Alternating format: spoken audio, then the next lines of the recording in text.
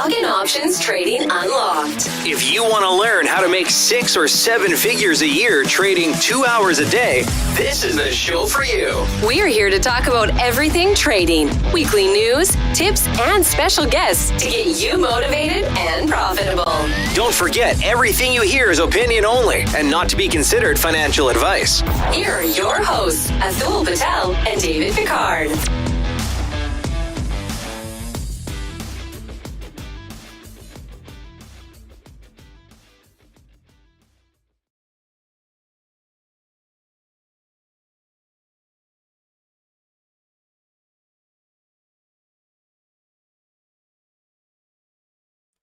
All right, welcome everyone to Stocks and Options Trading Unlocked. It's been a while. It's been I think this has been we've had a 2-week, 3-week hiatus.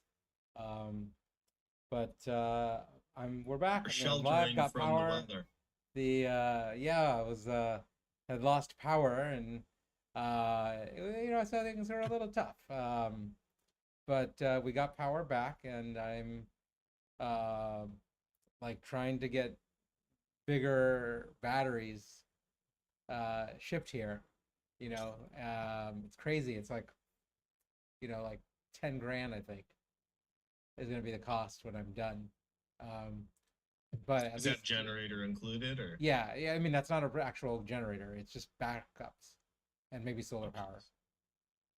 And then solar has to be all, it's a condo that I don't own, and I don't really have a way of putting the solar power out there, so it's going to be on the roof, and so I think what I need to do is make sure I have enough power to last 5 or 6 days, and enough solar generation to get it filled up in about 4 hours, I hope. Because you don't know how long you're inside. There's probably a math formula, and yeah. No, that's why. I mean, and then the crazy thing is like we don't know, right? We just don't know. And I can't believe you were down for so long, because I know you said it wasn't even your side wasn't getting hit. Yeah, we were like, what hurricane? Literally, our part. It was like, really? There was a hurricane? No. I shut everything down. I closed everything, locked the whole thing of shutters down. It was kind of eerie to be locked I'm like in the penthouse of this like tallest building in the area. And I thought about that because I'm like, I know where your location. And I'm going, you're kind of up high. It doesn't make sense. And so I had the shutters down. I'm hearing all the wind howling. And it's in the dark because when all the shutters are down, there's no light. Oh. Right. And then we lost I wasn't power. actually sure how bad it was, because I know, like, my wife kept mentioning, like, it would be on the TV, it would be the news that you guys were getting hit bad. So I'd like send you a little message, checking in, and you'd be like, "Oh, I'm okay." Yeah, no, I'm totally mostly okay. Except what's crazy here is how hot it is. It actually gets hotter at night, and there's no wind, and the humidity level goes up at night.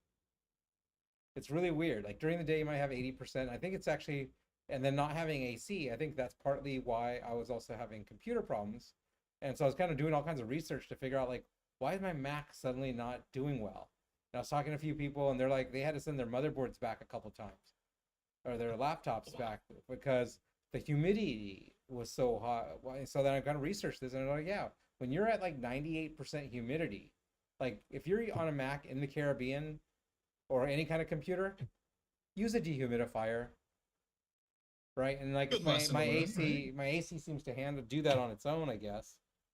But these are things you don't know about, right? Like I had to discover, and so I was like, oh wow, my system is just like just not well, and just all kinds of issues. But the big thing was like, you're an island boy. Living the island life now. Yeah, well, the big thing was I can't believe how important having that backup power was. And even like the place, like I had an office before I moved to my home office, was because I had discovered that the backup processes that the office I was renting, because I was paying a ton for this office, like the per square foot cost, it was ridiculous what I was paying for a small office here. But apparently they weren't sufficient they weren't there were like, if you're gonna pay that premium, that's the place you go if there's a hurricane and you want to be up and running. Yeah. Right. That was the idea. Not even. No, not even. And I found out that, my internet here is actually pretty good. And the only reason we ran out of power was that the batteries for that ran the routing equipment and everything powered out, because the building generator, and they hadn't, the guy wasn't aware of it or whatever, but I called them up, they came out right away, and all he had to do was he came and he fired up the generator. But guys, and the reason I'm going through length of talking about this is that and if you're trading and it is a business, you need to have backup processes in place, right? I, for example, comfortably would have been able to say, hey, look, I'm not going to trade for a couple weeks. We had some of the most incredible weeks during the hurricane for payouts. That would have been okay. But, being that we also have the business and the training and the coaching and all that other stuff, I wanted to be live and at least providing my analysis in the morning of what I think is going to happen. So that's a business, right? So just like you're trading, it's a business. So I have Starlink as a backup. So even though unnecessary, 90% of the time, 99% of the time, when I lost my internet, I fired up Starlink and I had internet, right? And another reason for that, why internet? Because I could have gone off my phone. I did actually for a bit, but it's not the same bandwidth that Starlink gets. And from a safety standpoint, a personal safety standpoint, I didn't want to rely on being able to on local cell networks. Makes sense. In a disaster situation, right? Because I've been in situations of where you get so many people on a cell service, you can't get cell service, right? And makes sense to have that backup. Yeah, and so you want to have so with everything, you want to have backup processes in place, right? So I have for internet like triple redundant. Essentially I've got fiber, got my mobile phones, and I have Starlink. Then for power, I thought I had enough. I actually have about 6 hours of runtime, 68 hours of runtime from this one thing. 628 or 68? 628. 628. Okay. Yeah, because if I've got lights, the monitors, computer, everything running, I can run for about 6 to 8 hours. That's solid. And Get you through a day. Yeah, so I'm up a couple hours in the morning, right? And that's why I was shutting off about 11 or 12, because I'm up at 5 or 6 my time. And then I wanted to have I want to have some power in case I need it for something. Oh yeah. But I like to not have to worry about food in the refrigerator. I mean, sure, it's cheaper to go buy and replace, but the thing is, I learned from folks here, what is it like if you actually have a real disaster, right? With this building during Maria, didn't have power for, I think they said 79 days. Whoa. And the building generator, at a certain point, after you couldn't get diesel here, so for like 2 months, people were having, for me, I'd have to be walking up and down 24 flights of stairs. I mean, it's good for you. I think we had a little Twitter exchange about this. Yeah, but I'm just saying, imagine 80 days of that, or 70 days of that, or whatever it is. Blood pressure would probably be down. It'd be good for you. Oh yeah. Or up, who knows, right? Might be stressed about taking those stairs. But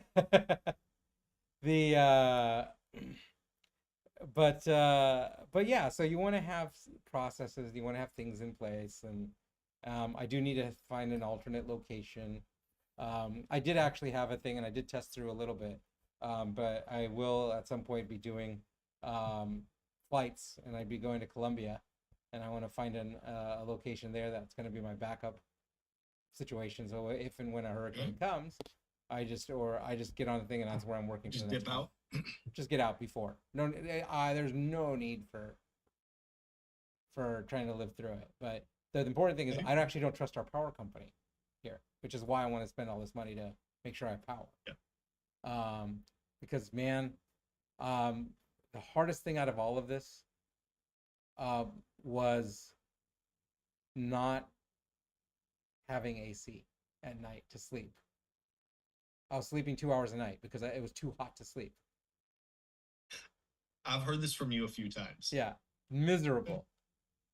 Like I can go for 2 or 3 days, right? And I'll power through that. But by day 4, my friend. if I don't get sleep, if I'm not sleeping, I'm a miserable person to be around.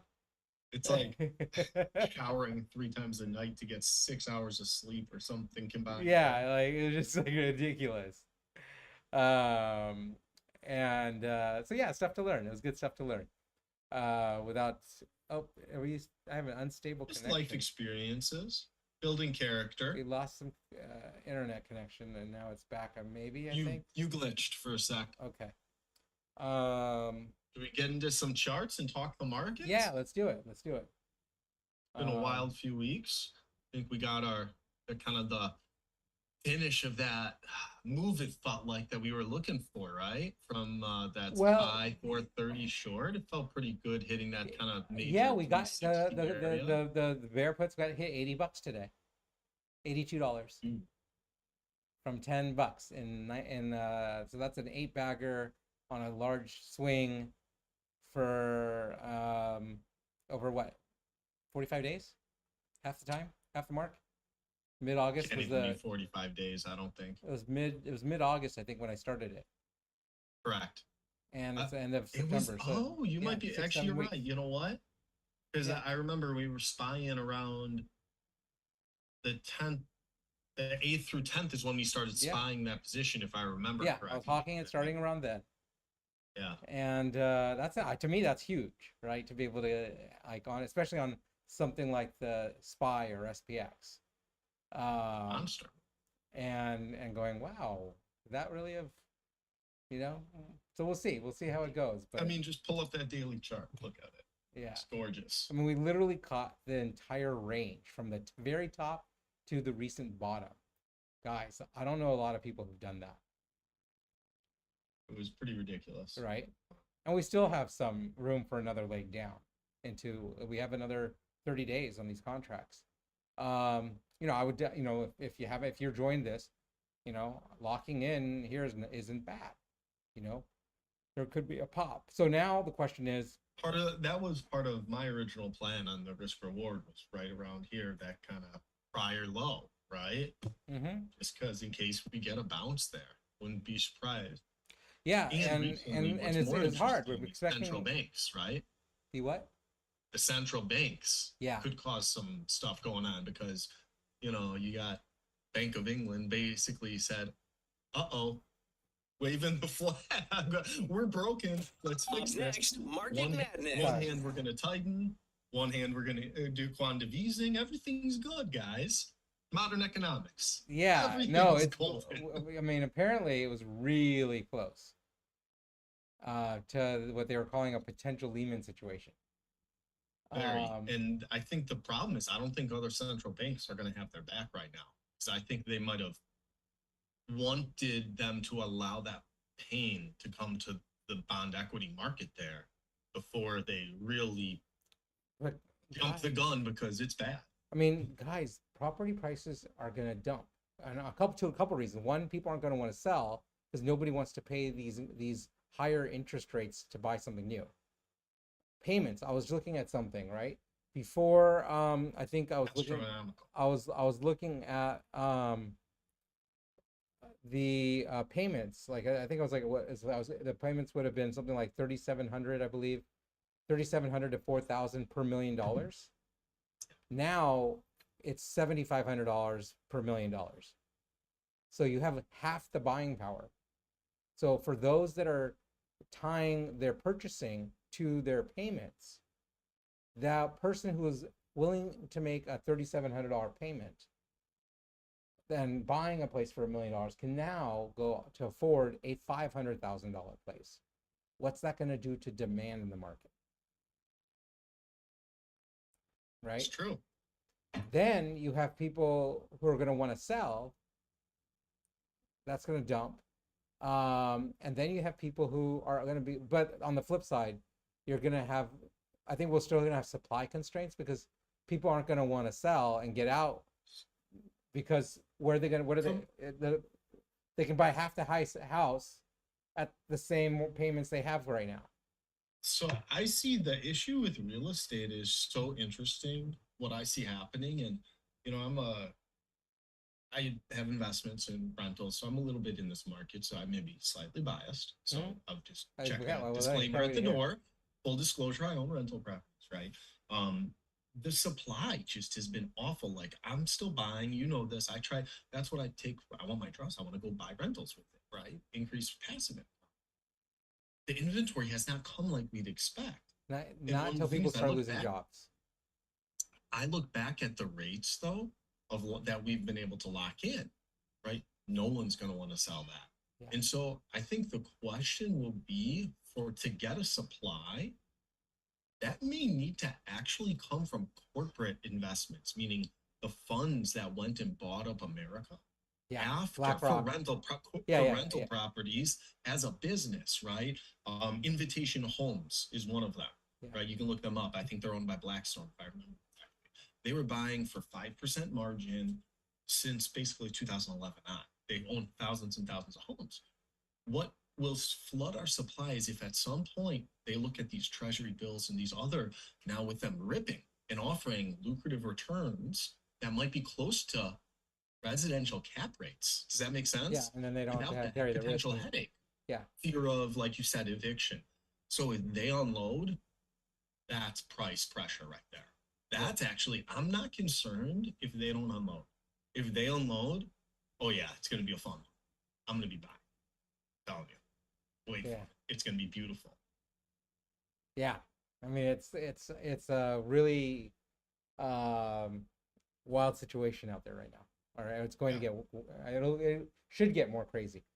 So where things are at, I mean, I think on the market now is we're basically at major support levels. We're at a major weekly level on SPY. I think the weekly 200-day moving average is right here. It's would make sense to get a bounce from this level. We actually, what's really wild is some things are at new lows, but SPY just made a higher low from a couple days ago today. Versus pre-market, I'm sorry, it made a new low on regular hours. I'm pulling up, and by the way, great call out on that 200-day on the weekly. I didn't know that, and I'm huge. I watch it on the daily, and that's like the whole 430 spot, right? For that short was so perfect because it lined up with the 200. Great spot on that. Good eye. Yeah, and I don't really, I'm not a like on large time frames, I like these indicators. But on intraday, just because where the algo is going to be set to buy and sell. That's it. Yeah. And there's no, I mean, intraday, I'm not looking. These are for swing positions. And I'm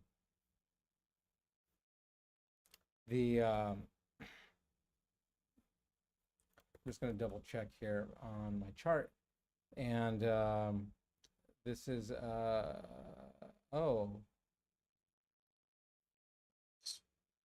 okay. It'll be interesting to see. Yeah.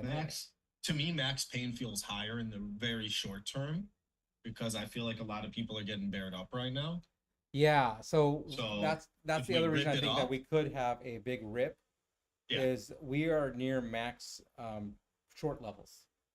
Yep. And that's what I mean. So now everyone, retail, the institution switched, people are all of a sudden talking about this, which means everyone's going to get short. Let's rip the face off, stop them out, flip them along, trap them. Well, next leg. I mean, Max Payne, next leg, stop them out. You have to remember, most people are not savvy or experienced in how shorts work. And they're not especially aware of mechanical behaviors on a short squeeze. Like what happened yesterday, the big rip we had. short squeeze. Kind of expected, full thing reversal. You're going to have buyers also come in. Hey, reversal thing, we're kind of expecting it. What happened overnight? Dump. Today, sold off, right? Exhaustion. There was no real buyers. And that's something to really think about and recognize when that's happening, right? When you're seeing these overnight moves, that's telling you something. Because realistically, it doesn't, I mean, there's many markets we've seen this in. Market makers can manipulate that price by doing things at different times during the market open hours or potentially after, right? Oh yeah, at And we've nighttime even it's a seen lot them- liquidity.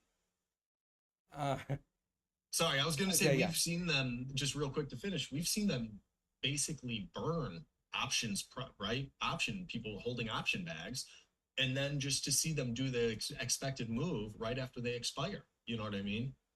So it happens. Sorry, go ahead. Yeah, no, the thing is overnight the liquidity is lower, and you could like back when I was doing some stupid crazy stuff with small caps. Well, I mean they're called they're small caps, but basically some names were like pennies in the penny stock area, and some of these bigger names, but they were in penny territory.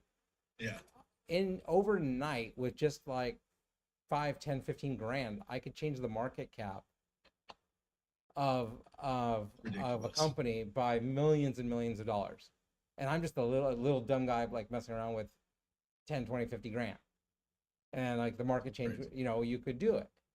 And so when you want to have a concerted effort, I think I did this once on one of these things where I went through the math of the short squeeze that they and how to budget, like if I was to do and put the math on this, and it was literally a crazy like 40 to 50 to 1 leverage return on putting some overnight triggering a squeeze, right?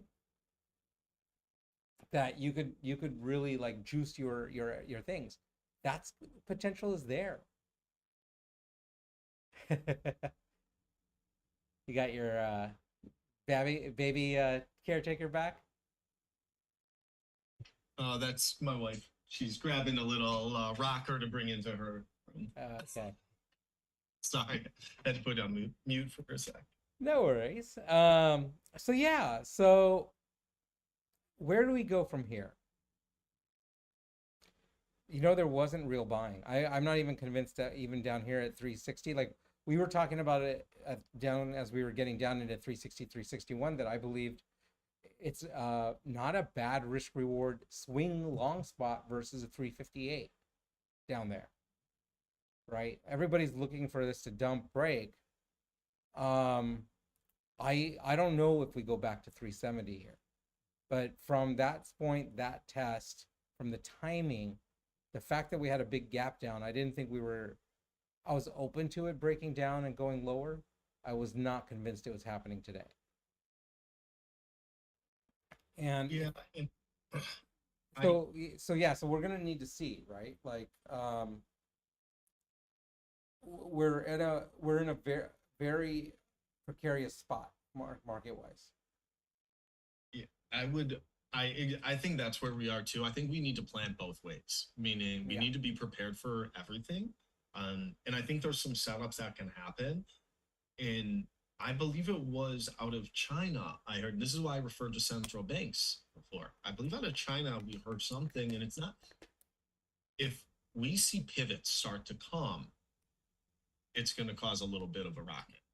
And I believe China just made not a huge pivot, but they changed rates for primary residences or something like that to lower them, to allow for basically home buyers to come in because they've had such struggles on their developing real estate. Does that, you know what I mean?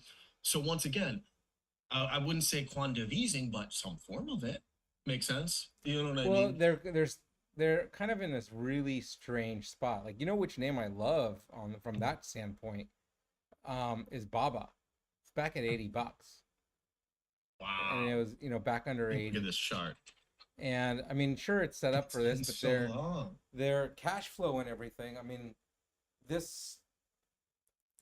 big thing they're hurting on right now is the fear on China growth and situation. Holy What? Pull that up to a 10-year. Oh yeah. Look at the 10-year on this guy. Monthly. 10-year monthly. Okay, what do you see? And I'll It hasn't been here for a long time. yeah. Wow. A lot of China names.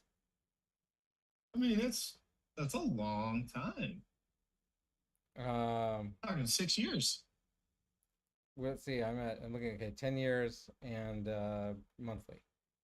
Add the time frame. Okay, let's take a look. I just haven't looked And at it. I'll move us to the share screen so everybody can see it.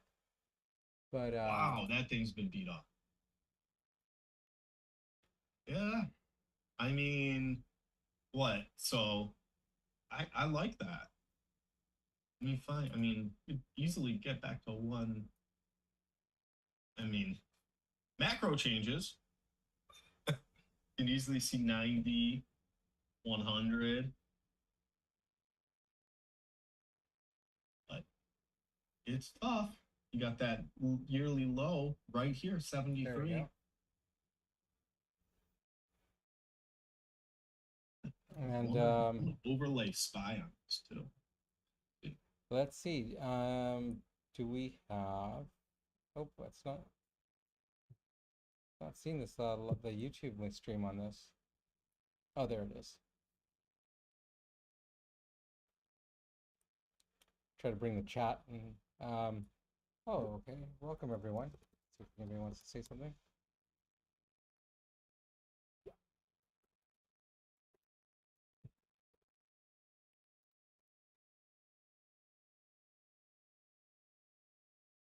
Oh, I forgot to transition it. Sorry, guys. There we go. And let me just update this, and we can see the chat on in the video as well.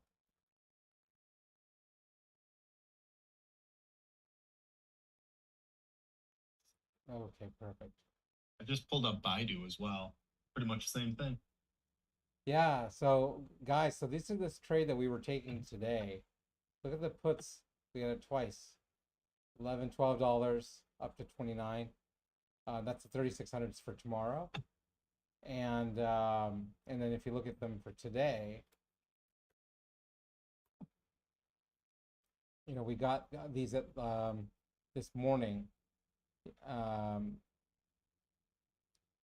I don't even remember the time. The thing was that I think it might have even been this $1.50 to $2 entry on the 3600 puts this morning.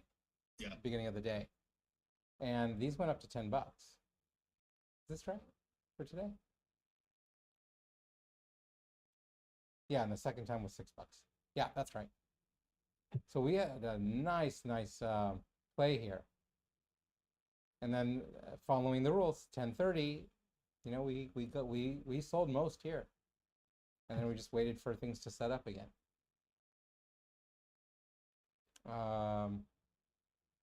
Last thing, but that's kind of a nice way to start your day. And you know, in 1 hour, I mean, there's no need, there's no stress to. There's no. If you remember, we're talking about this. We do this regularly in the first couple of hours. You get paid. You don't need to stress and deal with that suffering in the middle of the day. It was perfect. I got a nice short with at the beginning of the day, and then was able to actually catch the 361 double bottom there. Yep, the 3650 calls that we called that out. Yep, it was perfect, and then it was just pretty much like clock. Textbook. It was all textbook. Just exactly. It was almost too easy. So yeah, so it was kind of nice. But yeah, this Baba is just whack. Here's that monthly. Look at this 10-year monthly. Is that wild looking? 70, yeah.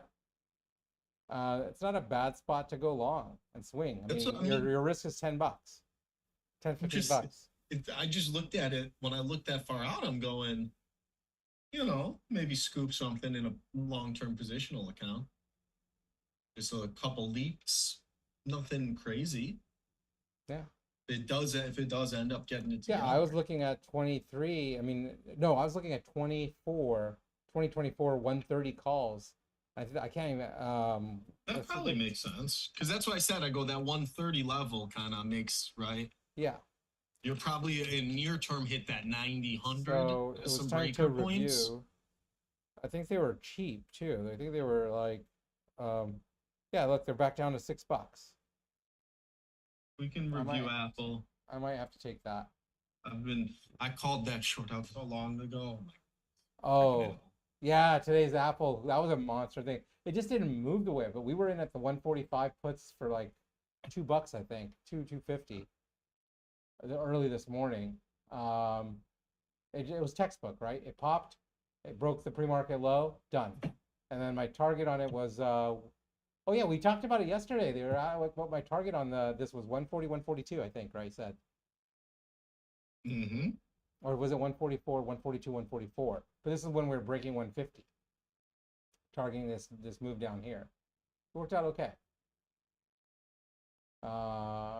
Sorry guys, I really like love targeting. Like it's more just I like to know when I'm right and wrong. I'm wrong plenty of times, so it's nice when it works. But it's you know, it's a point of pride for me on targeting to be able to determine risk reward. It's not that I have to hit the target and get the reward. I have to know whether or not it was worthy of taking the risk. Always, right? And that's it. I mean, I think that's especially as I talk to more and more traders, I'm always finding it's that risk reward is what the mentality is, right? To keeping it a business. Always just focusing on that. Always right. Yeah. You got your win rate. You should know your average win loss. Be able to bring it all together to understand how your business operates, right? The data of your business. Yeah. So let me maximize. Let's do some Apple too. I know Sin wants Apple.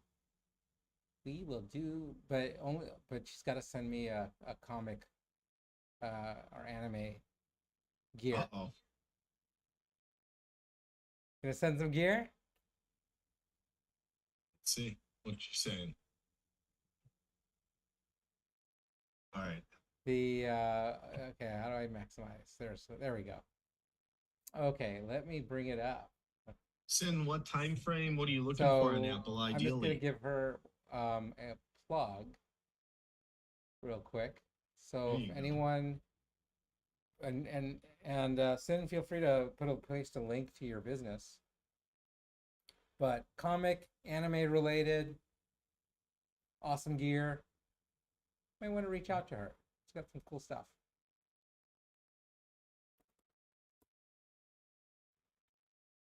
Okay.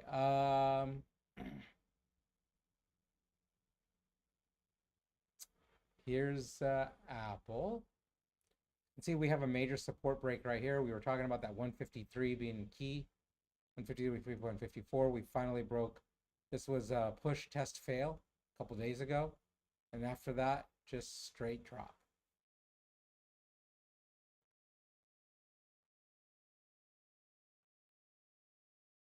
So what did you want to know on this? So, I mean, Apple is basically, I mean, it's not even at June lows, and we're at June lows. Yep. Right. So in theory, this, I was expecting Apple to be at about 120, 125. But it's had a lot of strength. And like, think about that, right? And they've just had some really bad news come out. Yeah. And even though it feels weak compared to the market, because it's almost been weak on strong market days, right? Yeah, that makes sense. I think there's finally there's the sentiment changed, right? We had this huge it's finally run. breaking. It's finally. And you talked about this too, way up here. That you mentioned this back here. A big props to you that when market turns, this will be a good short, right? And we talked about this over here. What we didn't do was plan out a 2-month long swing short. We should. I know. I've dropped the ball on that, being so focused on the SPY swings, to be honest. But it Um, goes back to the same conversation, right? Market falls. What is a major makeup of the market, and what held so strong? And it's like, okay, when the Apple. house falls, the cards that make it up are going to go down with it. Yeah. And they're going to go down hard. So one of those things that we talk about, those overnight moves, Oh yeah. if you're trying to trade Apple, if we have major moves overnight, when that I market mean- opens, a lot of times you're going to see that just like it's just an extra extreme move get dumped into Apple in the bigger players or makeups of that market, because that's how the futures are really just ending up opening into the open public market. Does Yeah. that make sense? Just, well, but for others out there who might not understand them. And that's why Apple's really important to me, and I watch it every day. And, Whether I trade and the other one was Tesla. Remember I was talking about those 280 puts gorgeous. Oh, a couple Funny. days ago, that I love the 280 puts, and 270 was okay, but I don't trust. I was worried about the juice in the distance. And then we had that yesterday rally up into 288, and I was, I've been talking about it, and when Tesla was over 300, I was just like, guys, this doesn't make any sense with where the market's headed. I'm still surprised it's not under 250. So both Tesla, like Apple, I'm still shooting for under 130. Tesla, I'm still shooting for under 700, 750. Now, the one thing caveat for Tesla is that this whole infrastructure, climate change thing, I think it's been getting a bit of a pump on that side of the house. And their delivery numbers, I guess they're supposed to come out, and it's expected to be spectacular. Yeah, and I always find it so amazing how Tesla, even as it grew so large, can just be that honey badger that just doesn't care what the market does. It's just it's its own animal, man. I love it. It's just one of those things, and that's why I always say know your products, because your products come first, right? Each product has its own pulse, its own way price action moves, and so that's one of them. You better know that if you're going to trade that, because that thing will rip your face off. Yeah, because look at this chart, and look at June lows, and look at where Apple is. Look at where Tesla is. You're going to die. Yep. Same thing.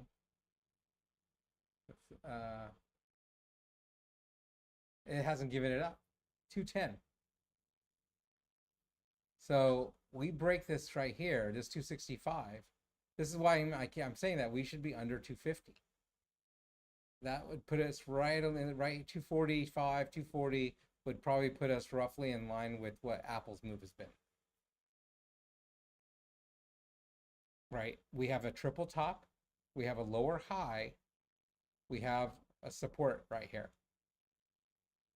If this is given up today or tomorrow or next week, I'd look for this little gap here to fill, at least at 250. And then if market really starts making new lows, or this should go very quickly come back to 220s.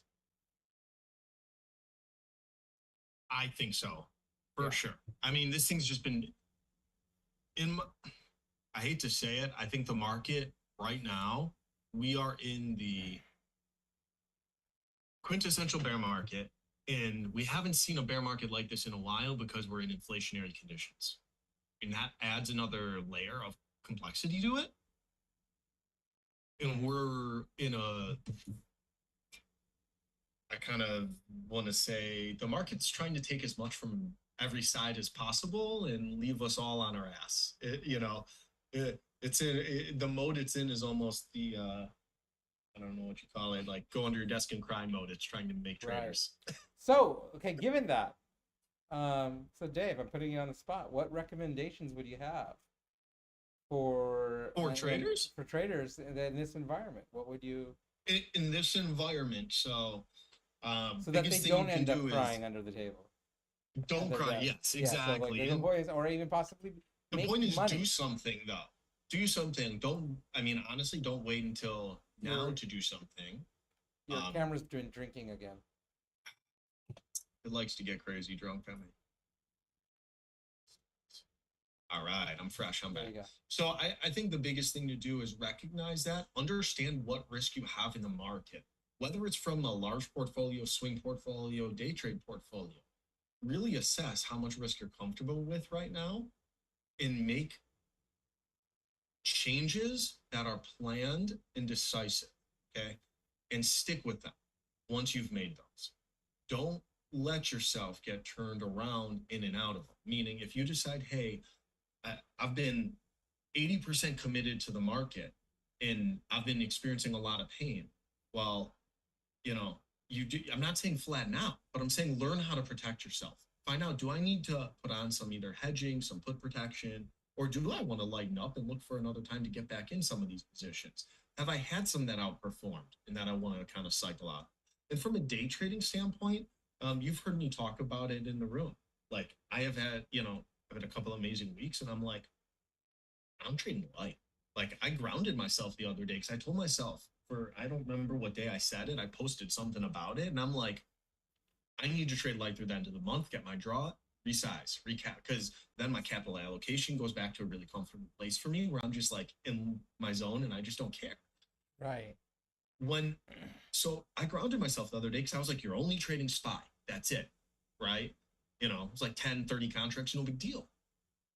Next thing I know, and I had a 17% return on my day this day, but I ended up going into an SPX trade when I started adding onto my SPYs because I wanted to go heavy because, the move was happening that I expected. My execution was perfect. I went back, looked at my timing. They were all the right, but I broke my rules. I flattened out of my SPX, probably gave up a ton of profits.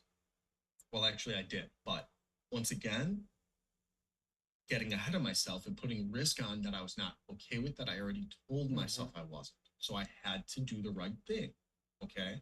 Because in a market like this, I know what can happen, and I don't want it to. So guys, risk first, profits later, manage your risk. You are your only risk manager. You don't have anyone tapping you out. I've said this before. Really understand your allocation and overnight risk if you're day trading, right? Absolutely. Don't turn a day trade into a swing trade, whether it's green or red. Okay. If your rules and your plan allow, Spec, you got me onto this a lot more before because it's been part of your process. I don't know exact your rules, but I'm okay going 10%, even sometimes 20% for a swing allocation. But once again, it depends on if it's meeting all my criteria to continue in that. And quite often, I've changed to a rolling down and out to give myself a little extra time on that because, hey, we often have gaps in the reverse. So a little long-winded risk management, I guess, caveat for everyone. Yeah. And I think stay calm, stay cool, collective, right? That's really the best thing you can do. Yep. And always, like, if you need help, be sure to talk to your financial advisors. We aren't advisors that can give individual advice. Do your own research. We can talk. NFA, not financial advice. Yeah, but we can talk about what we like to do, and so when everything we express as a reminder is what we like to do or what we plan to do, the philosophy behind our thinking. That may or may not be right for you. In our business, in the way we set it up, right? Because we know our risk rewards and our win rates, and we're able to calculate basically account growth and our plans accordingly. Yeah, it's wonderful. Yep. I mean, we had one member. I think, what did he post? I think he had like 50, almost a 50K a day today. 45,000. Yeah. Don't get too ahead of yourself. Not a bad day. That's not a bad day. Another member right? with a good and 6%. So good, solid work. And I like seeing that. And then take the money, walk away. Let's see. I actually didn't check in on myself. And the one thing that I'm sorry I wasn't able to run the thing today, like the scrolling, there seems to be some sort of bug with pulling the information up. So sorry about that, guys. Nice little 12.5 for the day. Nice. Can't complain. Okay, well, with that, I think we should wrap it up. It's been an hour. I was hoping we were going to do this as a half an hour. I know everyone's got a lot to do. And guys, we have hopefully something to demo next week. I'm looking forward to showing you guys this. Been working hard to provide a way to give folks some insight into the plays we are doing. We're not, not looking to be all day, major, like just alerting every single thing that's happening. We want a handful of great risk reward trades daily. So sharing those opportunities, share the plan ideas, sharing them the trade plans that come from those ideas, and some live commentary as things develop, so that you can make informed plans or executions of what you want to do. But yeah, so we've got an app that we've been working on for that. So look forward to hopefully sharing that with everyone next week. And wish everyone a great evening. Thank you, David. Hi, Alyssa. Of course. Thank you. All right, guys. Thank you, everyone, for checking in. We always appreciate it. Please let us know questions. If you need any help, as always, reach out. We're here to help. Yep. This is what we do. We're passionate about it. We love it. We love talking. And if you need a coaching session, we should have a link up shortly on the website where you can actually book, or for our members, you can book coaching sessions to help you with your trading. So, if that's what you feel like you need, take advantage of it. Got years of experience. Absolutely. Okay. Take care, Thanks, everyone. Spec. Have a good one. Have a good night. Take care, everyone.